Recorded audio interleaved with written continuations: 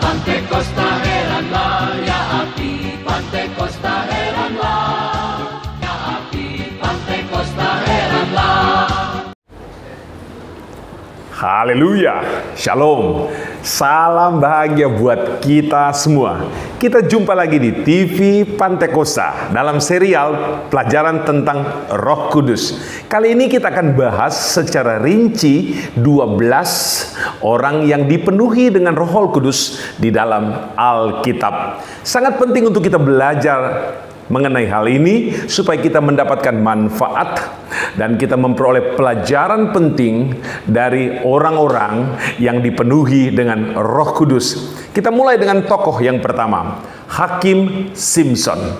Alkitab mencatat dalam Hakim-Hakim 14 ayat 6. Pada waktu itu berkuasalah Roh Tuhan atas dia, sehingga singa itu dicabiknya seperti orang mencabik anak kambing, tanpa apa-apa di tangannya.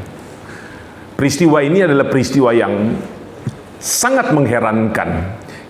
Dalam hitungan dan kalkulasi, seekor singa dewasa yang besar dengan cakar yang kuat pasti akan menerkam dan membinasakan seorang manusia. Tapi itu tidak terjadi pada Simson. Apa sebab? Karena Roh Kudus berkuasa atasnya. Maka terlihat dalam teks Alkitab ini bahwa ia mencabik singa sama seperti mencabik anak kambing. Dan yang menakjubkan di sini adalah tanpa ada luka di tangannya. Inilah kekuatan Roh Kudus apabila memenuhi dan berkuasa atas seseorang. Sesuatu yang mencelakakan tidak mencelakakan dia. Itulah sebabnya ini pelajaran bagi kita semua.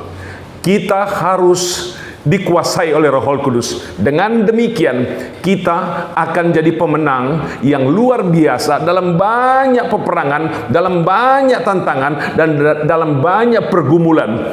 Kita pasti akan mencapai kemenangan yang besar, sama seperti Simson, tanpa ada cedera sedikit pun. Karena yang bertanggung jawab atas hidup kita itulah Roh Kudus. Nomor 2, Raja Daud.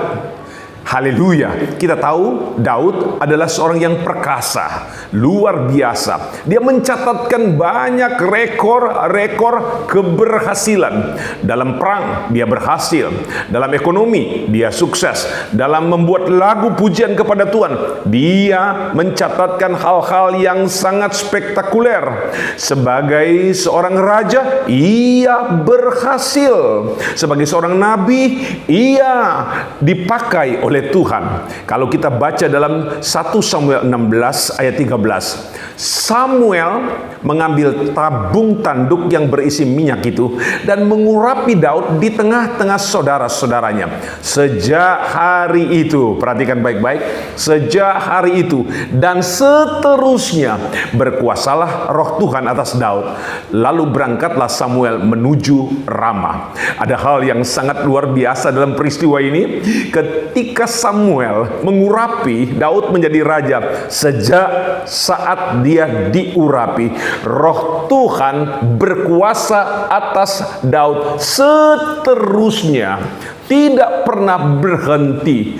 Sangat indah dan luar biasa. Orang yang dikuasai oleh Roh Kudus, dan Roh Kudus yang tidak meninggalkan dia akan membuat dia berhasil dalam banyak hal, sukses dalam banyak peristiwa. Ini pelajaran bagi kita semua sebagai orang-orang percaya. Marilah kita tetap terus bergaul dengan Roh Kudus, maka kita akan mencatatkan prestasi yang luar biasa dalam pelayanan, dalam karir, dalam kehidupan rumah tangga, dan dalam banyak hal lainnya yang berhubungan dengan kehidupan kita.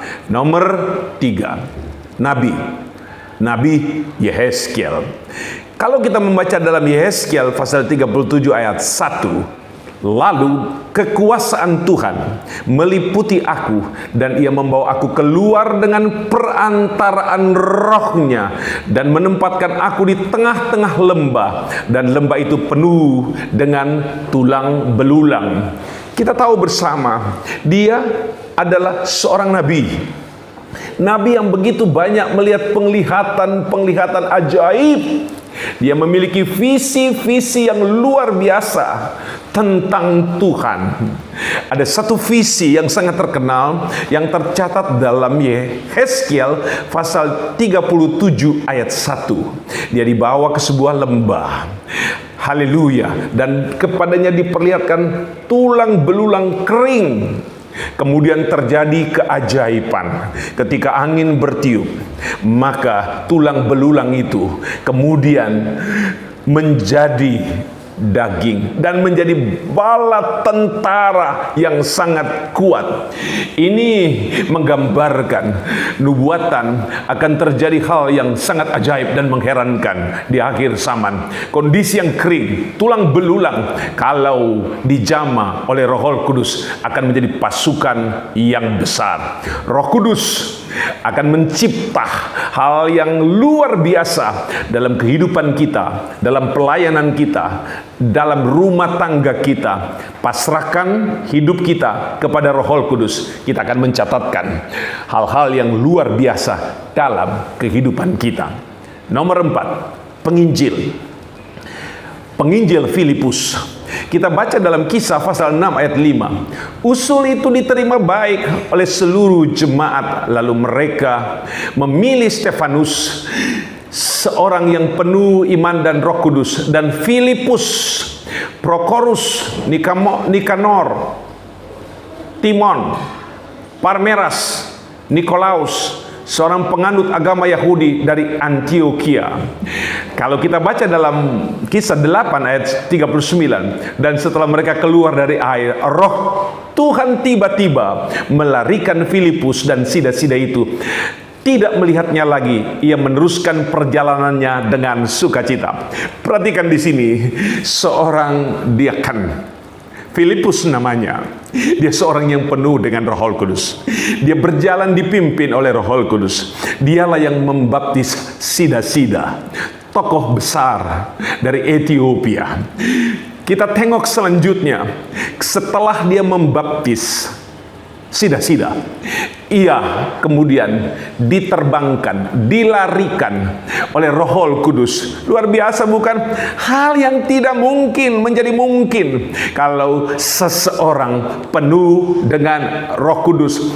Dan ternyata Filipus mempunyai keluarga. Dia mempunyai 2 orang putri, anak-anak wanita yang penuh dengan Roh Kudus dan ada karunia bernubuat. Catatan sejarah berkata bahwa Filipus mati di Turki, meninggal sebagai penginjil, mati syahid di Hierapolis di Turki. Dia penuh dengan Roh Kudus. Dia berani mati karena Injil yang dia berikan. Ia tidak takut karena Roh Kudus yang menguasai dia, membawa dia kepada banyak keajaiban. Sekalipun dia mati, dia masuk dalam kerajaan surga. Nomor 5, Rasul. Rasul Petrus, Yohanes, dan Paulus. Kalau kita baca dalam Kisah pasal 4, berbunyi ayat 7, berbunyi seperti ini. Lalu Petrus dan Yohanes dihadapkan kepada sidang itu dan mulai diperiksa dengan pertanyaan-pertanyaan. Dengan kuasa manakah atau dalam nama siapakah kamu bertindak demikian? Ayat 8. Maka jawab Petrus penuh dengan Roh Kudus, hai pemimpin-pemimpin umat dan tua-tua. Kisah 13 ayat 9. Tetapi Saulus, juga disebut Paulus, yang penuh dengan Roh Kudus, menatap dia. Rasul-rasul dipenuhi dengan Roh Kudus, maka pelayanan mereka penuh dengan kuasa dan keajaiban. Mereka tidak takut pantang mundur.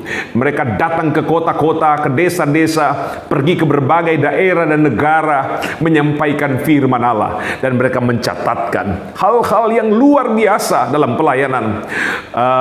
Rasul Petrus berkarya di kota Roma, Rasul Yohanes berkarya di Efesus, Paulus juga sampai ke kota Roma melakukan perjalanan Injil dengan mujizat-mujizat yang besar. Itu karena pekerjaan Roh Kudus. Kita sebagai hamba Tuhan dan umat-umat Tuhan di akhir zaman, kita juga harus penuh dengan Roh Kudus. Maka karya kita akan menjadi karya Roh Kudus. Yang keenam, diaken.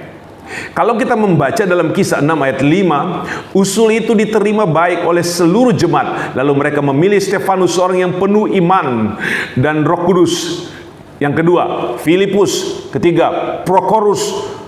4, Nikanor. 6, Timon. Dan yang keenam, Parmenas. Dan yang ketujuh, Nikolaus.